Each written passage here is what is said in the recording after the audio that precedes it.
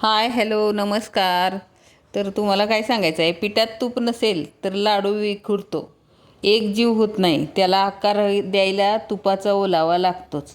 घराचंही तसंच आहे. माणसांना जोडून ठेवायला हक्क आणि अधिकार नाही, प्रेमाचा ओलावा लागतो. म्हणजे तुपात कुठलाही लाडू करताना बघा, साखरेचाही तितकाच असतो सहभाग आणि तुपाचा पण तितकाच सहभाग असतो. तर मला इथं तुम्हाला दाखवायचं आहे नाचणीचा लाडू, कारण खूप दिवस झालं नाचणीचे लाडू करायचे होते.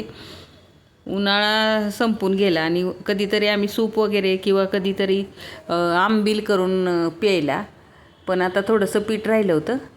आता थोडासा उन्हाळा संपून पावसाळा चालू होतो आहे. मग दमट हवा झाली की मग थोडंसं आपलं पण चेंज होतं शरीरातले काय काय.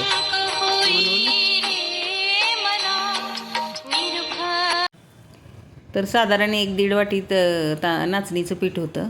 त्याच्यात अंदाजानंच 1 मूठभर गूळ घातला, कारण साखरेचा हल्ली जरा कमी केलं आहे आम्ही साखरेचे पदार्थ खाणं.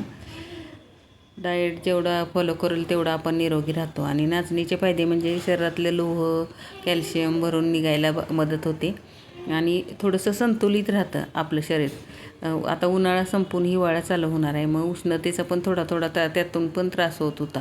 आणि अधूनमधून घरच्या घरी काहीतरी खायला म्हणून कधी कधी इतकं शरीर आपलं हलकं असतं ना, की गडबडीच्या वेळेला भरपूर काहीतरी करून होतं.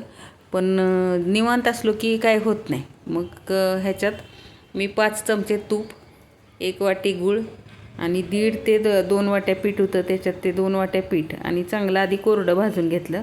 त्याच्यानंतर मग त्याच्यात ओलावा निर्माण करण्यासाठी थोडंसं तूप टाकलं, 4 ते 5 चमचे, आणि मूठभर गूळ टाकला.